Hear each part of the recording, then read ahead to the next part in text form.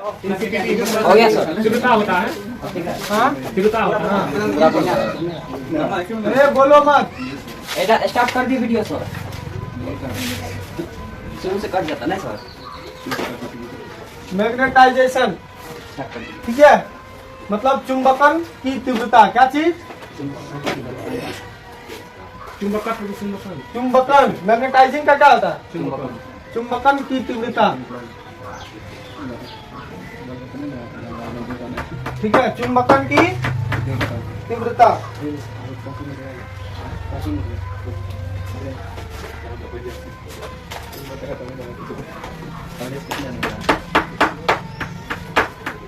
देखिए चुंबकन की तीव्रता किसको कहते हैं? ठीक है, जब कोई पदार्थ को, ठीक है, जब कोई पदार्थ को एक समान रूप से चुंबकित किया जाता है। क्या कहता है? एक समान रूप से चुंबकित किया जाता है, और उसके आयतन में, और उसके आयतन में किससे? और उसके आयतन में मैग्नेटिक मोमेंट, मतलब उसके प्रति इकाई आयतन में जो मैग्नेटिक मोमेंट होगा, उसी को हम लोग क्या बोलेंगे? Intensity of magnetisation. यानी कहने का अर्थ है, सिंपल सा अर्थ में समझ लो, जब कोई पदार्थ को एक समान रूप से चुंबकित किया जाता है। क्या चीज? एक समान रूप से, मतलब हर जगह समान क्या चीज हो? चुंबकन क्षेत्र हो, ठीक है। अगर यदि किसी पदार्थ को एक समान रूप से चुंबकित किया जाता है और उसके प्रति इकाई आयतन में चुंबकीय आघूर्ण को ही हम लोग क्या बोलेंगे? चुंबकीय, चुंबकन की तीव्रता, इंटेंसिटी ऑफ मैग्नेटाइजेशन। लिखिए इस बात को, इसी बात को लिखिए। यदि किसी चुंबकीय पदार्थ को एक समान रूप से, यदि किसी चुंबकीय पदार्थ को एक समान रूप से यदि किसी चुंबकीय पदार्थ को एक समान रूप से चुंबकत्व किया जाता है, चुंबकत्व किया जाता है, तब इसके प्रति इकाई,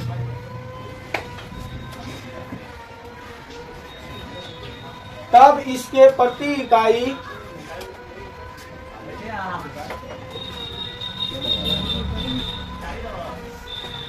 तब इसके प्रति इकाई, ठीक है, आयतन में चुंबकीय आघूर्ण को, तब इसके प्रति इकाई आयतन में चुंबकीय आघूर्ण को,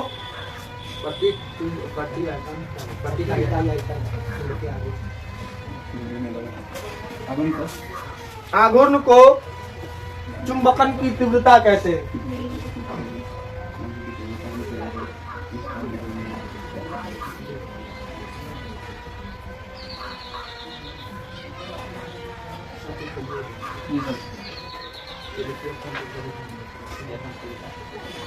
हो गया? अब यहाँ देखिए, यदि m बराबर क्या हो गया? मैग्नेटिक मोमेंट ने पढ़ाए थे, m बराबर स्मॉल m और कैपिटल M। स्मॉल m क्या होता था? पोल स्ट्रेंथ, और कैपिटल M मैग्नेटिक मोमेंट। तो यहाँ पर m बराबर क्या हो जाएगा? चुंबकीय आघूर्ण। क्या है? चुंबकीय आघूर्ण। और यहाँ पर देखिए v बराबर क्या हो जाएगा? आयतन, वॉल्यूम। I बराबर चुंबकन की तीव्रता। ये हो गया। तब I बराबर क्या होगा? मतलब प्रति इकाई आयतन में, प्रति इकाई आयतन में चुंबकीय आघूर्ण को ही क्या बोलते हैं हम लोग? Intensity of magnetisation. यानी कि I बराबर क्या होगा? तो उसका कुल चुंबकीय आघूर्ण कितना है? m है, और कुल आयतन इतना है। अगर यदि इसके चुंबकीय आघूर्ण में आयतन से डिवाइड कर दे तो पर इकाई में निकल जाएगा, और पर इकाई निकलेगा तो उसी को क्या बोलेंगे? इंटेंसिटी ऑफ मैग्नेटाइजेशन, मतलब चुंबकन की तीव्रता। यहाँ क्या हो जाएगा फॉर्मूला? m/v। ये क्या हो गया? m/v। जहाँ m बराबर आप लिख सकते हैं, और 2। अब देखिए m बराबर हम लोग क्या लिख सकते हैं बताइए तो? m बराबर स्मॉल m इंटू 2l लिख सकते हैं। अब कहिएगा ये सर कैसे आ गया? अभी कहिएगा यहाँ सर कैसे आ गया, तो समझिए आप लोग गोबर है। तो यहाँ देखिए ये क्या है? m बराबर, ये कहाँ से आया? मैग्नेटिक मोमेंट किसको कहते हैं? किसी चुंबक का, किसी क्षण चुंबक का एक पोल स्ट्रेंथ का परिमाण तथा चुंबकीय लंबाई के गुणनफल को चुंबकीय द्विध्रुव आघूर्ण कहते हैं। तो यहाँ पर एक का पोल स्ट्रेंथ है और इनटू चुंबकीय लंबाई। तो ये क्या होता है? मैग्नेटिक मोमेंट होता है ना। तो क्या इसके बदले हम ये फॉर्मूला रख सकते हैं ना? और वॉल्यूम का क्या होता है? Area into 100 area into 100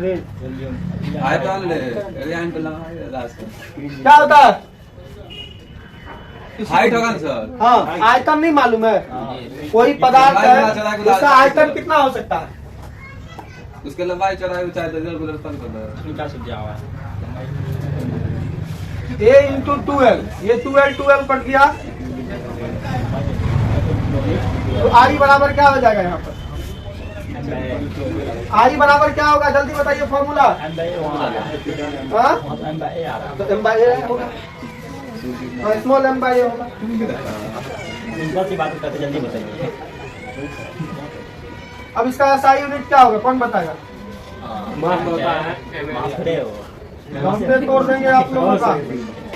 SI unit इसका क्या होगा? पोल स्ट्रेंथ का SI यूनिट क्या होता है? किसी को मालूम नहीं है। क्या करेगा? कहाँ जाएगा रे? एम्पियर मीटर और मीटर स्क्वायर। एगो कट गया, इसका डायमेंशन एम्पियर पर मीटर हो जाएगा। उसका उल्टा कर देंगे।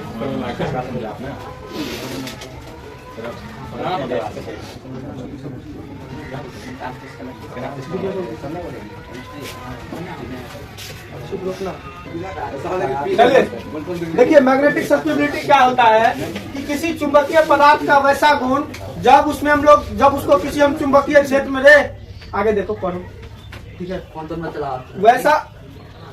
वैसा चुंबकीय पदार्थ जब हम उसको किसी चुंबकीय क्षेत्र में रखते हैं, ठीक है? कोई ऐसा चुंबकीय पदार्थ होगा जब हम उसको कहाँ रखेंगे? चुंबकीय क्षेत्र में। तो वह कितना चुंबकित ग्रहण कर रहा है? किसके कारण? चुंबकीय क्षेत्र के कारण। जो जितना चुंबकीय मतलब वो ग्रहण करेगा चुंबकीय को, वही क्या कहलाएगा? चुंबकीय संवेदनशीलता। जो उसके पास आ जाएगा इजिली वे में, वही ना कहलाएगा चुंबकीय संवेदनशीलता। और इसको किसके रूप में मापा जाता है मालूम है? इसको मैग्नेटाइजेशन किसका? Magnetic moment. अभी मैग्नेटाइजेशन बताएं, intensity of magnetisation and magnetising field के रेशियो के टर्म में इसको मेजर किया जाता है। और इसको डिनोटेड किससे किया जाता है? एक्स से। किससे? ठीक है, इसको डिनोटेड एक्स से किया जाता है। पहले लिख लीजिए। छोटी एक्स की बड़ी एक्स। चलिए लिखिए, किसी पदार्थ का वैसा गुण,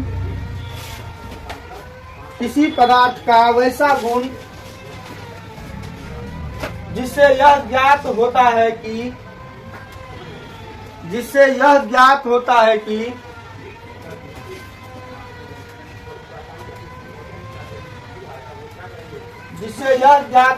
कि वह पदार्थ चुंबकन क्षेत्र में रखने पर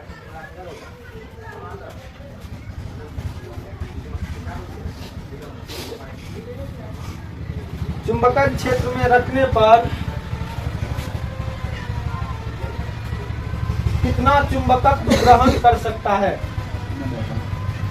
कितना चुंबकत्व ग्रहण कर सकता है?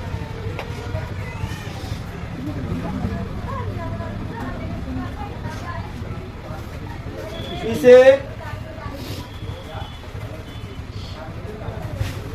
चुंबकन की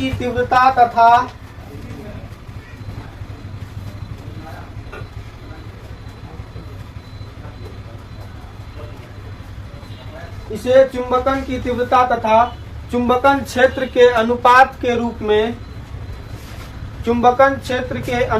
के रूप में मापा जाता है।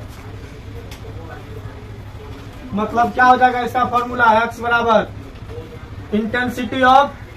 Intensity of magnetisation. क्या होता है?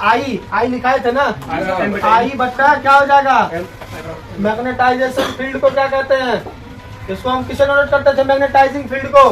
पति ने देखो वहाँ बी से जाके देखो, एच से मैग्नेटाइजिंग फील्ड को है H से, पता नहीं H का। सर तब इसको भी एक्सेस करते हैं, क्या इसको भी एक्सेस करते हैं। किसको? ऐसे बोलिए ना सर क्या अब बताओ हम पढ़ नहीं एक कॉपी हम हमने देख लीजिए।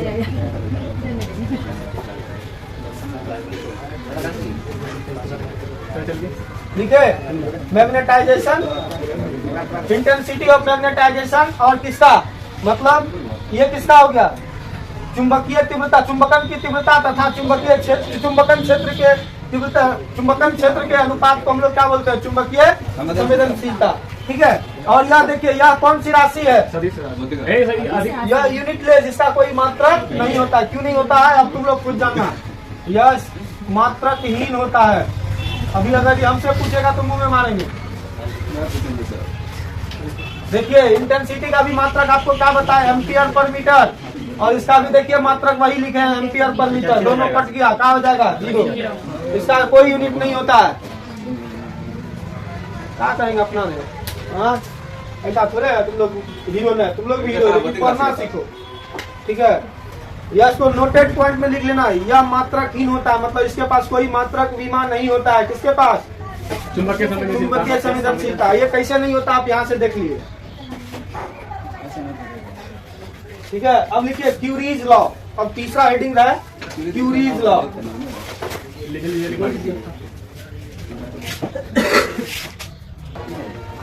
देखो क्यूरीज लॉ क्या है? क्यूरी का नियम एकदम आसान सा है। यह क्या बोला है? क्यूरी मैग्नेटाइजिंग में, इन्होंने मैग्नेटाइजिंग में अपना हाथ बटाया था। ठीक है, तो इन्होंने मैग्नेटाइजेशन में क्या कहा कि क्यूरीज की कोई भी जो पदार्थ होता है, चुंबकीय पदार्थ होता है, वह क्या चीज का? चुंबकन, इंटेंसिटी ऑफ मैग्नेटाइजेशन का डायरेक्टली प्रोपोर्शनल होता है। मतलब चुंबकीय क्षेत्र, चुंबकन क्षेत्र का क्या हो जाएगा? डायरेक्टली प्रोपोर्शनल कौन होता है? कोई भी इंटेंसिटी ऑफ मैग्नेटाइजेशन का डायरेक्टली प्रोपोर्शनल कौन होता है? Magnetising field. मतलब अगर यदि हम लोग इंटेंसिटी ऑफ मैग्नेटाइजेशन को बढ़ाना है, इसका मतलब हमको क्या चीज बढ़ाना पड़ेगा? मैग्नेटाइजिंग फील्ड को बढ़ाना पड़ेगा। और परम ताप मतलब टेम्परेचर को क्या करना होगा? टेम्परेचर का व्युत्क्रमानुपाती होता है, मतलब यूनिवर्सली प्रोपोर्शनल होता है। मतलब टेम्परेचर बढ़ाएंगे तो मैग्नेटिक फील्ड क्या, मैग्नेटाइजिंग फील्ड क्या होगा? इंटेंसिटी ऑफ मैग्नेटाइजिंग क्या हो जाएगा? घट जाएगा। यही बात क्यूरी बोला कि कोई भी पदार्थ या intensity of magnetisation directly proportional किसका होता है? मैग्नेटाइजिंग फील्ड का। और यूनिवर्सली प्रोपोर्शनल किसका होता है? परम ताप का, टेम्परेचर का। एक होगा आई समानुपाती H, एक आई व्युत्क्रमानुपाती व्युत्क्रमानुपाती कौन होगा? T, परम ताप। तो दोनों को इक्वल कर देंगे तो वहां से कांस्टेंट एक लेके निकाल देंगे। चलिए लिखिए इसी बात को। लिखिए इसके अनुसार किसी पदार्थ का, इसके अनुसार किसी पदार्थ की दीजिएगा, ठीक अच्छा लगता है। किसी पदार्थ की चुंबकन तीव्रता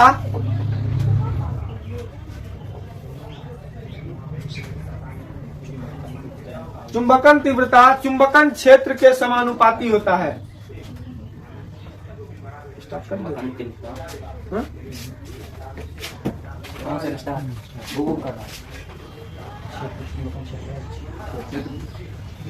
चुंबकन क्षेत्र के समानुपाती होता है तथा परम ताप के व्युत्क्रमानुपाती होता है।